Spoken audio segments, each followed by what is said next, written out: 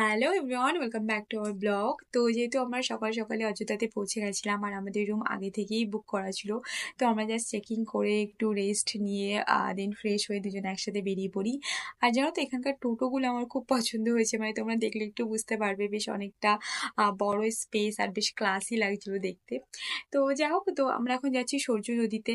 আর জানো তো মানে এখানে মানে যে টোটোটা করে আমরা যাচ্ছি, ওই আঙ্কেলে আমাদেরকে বললো যে আমরা যখন কুম্ভ মেলার টাইমে মানে আমাদের আসার কথা ছিল, বাট ওই টাইমটা আমরা আসিনি, খুব ভালো করেছি। কি এই টাইমটা না, এই রাস্তাটা পুরোটাই ব্লক ছিল, মানে প্রচুর ভিড় হয়েছিল যেহেতু। আর মানে তখন আসলে হয়তো চারিদিকটা ভালোভাবে মানে ঘুরে দেখতে পারতাম না। তো যাই হোক, আর এটা হচ্ছে দেখো লতা চক, এটা নাকি লতা মঙ্গেশকরের নামে এটা উৎসর্গ করা হয়েছে। তো যাই হোক, এরকম সুন্দর সুন্দর বেশ ভিউ দেখতে দেখতে আমরা সূর্য নদীতে পৌঁছেও যাই। আর এখানেও যেন প্রচুর ভিড় হয়েছিল, আমরা একটু পিছনে ছিলাম বলে অতটা ভিড়টা বোঝা যাচ্ছে না, আবার সামনের দিকটা অনেকটা ভিড় হয়েছিল। আর এখানে অনেক লোক স্নান করতে আসে। তো যাই হোক, তো পজিত ওখান থেকে স্নান করেও চেঞ্জও করে নেয়। দেন আমরা এখন যাচ্ছি হনুমান মন্দিরে দর্শনের জন্য। আমাদের প্রথমে ইচ্ছা ছিল রাম মন্দির দর্শন করার, বাট সেটা হয়নি, সেটা বন্ধ ছিল। তো আমরা বিকেলে যাব দর্শনের জন্য। তো যাই হোক, দেন আমরা এখন যাচ্ছি হনুমান মন্দিরে। আর এটা না মেন রোড থেকে একটু ভেতরে ছিল, মানে তোমরা যদি কখনো আসো তোমাদেরকে একটু মানে হেঁটেই যেতে হবে। তো যাই হোক, আর দেখো এখানে দেখে মনে হচ্ছে যে একটু মানে ফাঁকা, মানে আমি ভেবেছিলাম কম ভিড় হবে, বাট যখন মন্দিরের সামনে যাই তোমরা দেখলেই বুঝতে পারবে, দেখো কতটা ভিড়। মানে আমি ভাবছি এতটা ভিড়ের মধ্যে আদৌ ঠিকভাবে দর্শন করতে পারবো কিনা, পুজো দিতে পারবো কিনা, বাট ওই যে মনে ইচ্ছা থাকলে সবই সম্ভব।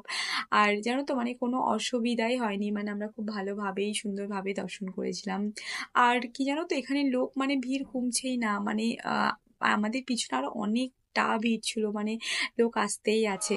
আর এখানে না একটা জিনিস আমার খুব ভালো লেগেছে, সেটা হচ্ছে মানে হনুমানজি দর্শন করার সময় না হনুমানজির নাম নিয়ে নিয়েই সবাই দর্শন মানে এক স্টেপ করে আগাচ্ছিল মন্দিরে যাওয়ার জন্য। তো এটা খুব ভালো লেগেছে। ফাইনালি সব ভিড় ঠেলে ভালোভাবে হনুমানজি দর্শন করলাম আমরা দুজনে, আর দুজনে একসাথে পুজোও দিয়েছিলাম। তো তারপর ওখান থেকে একটু রাজদরবারে এসে ওখানেও দুজনে একসাথে একটু প্রসাদ নিলাম। আর জানো তো এখানে আমাদের একটা সাউথ ইন্ডিয়ান ফ্যামিলির সাথে দেখা হয়েছিল, আর দে আর সো সুইট, মানে ওরা উপচে আমাদের সাথে কথা বলতে এসেছিল যে কি আমরা কোথা থেকে এসেছি নাকি। তো বেশ ভালো লাগছিল। আর মানে সরি তোমাদের সাথে সেই ক্লিপসগুলো শেয়ার করতে পারলাম না। আর কি এখানে জানো তো আরো অনেক ছোট ছোট মন্দির ছিল, তো আমি আর পুজিত ওগুলো একটু ঘুরে ঘুরে দেখলাম।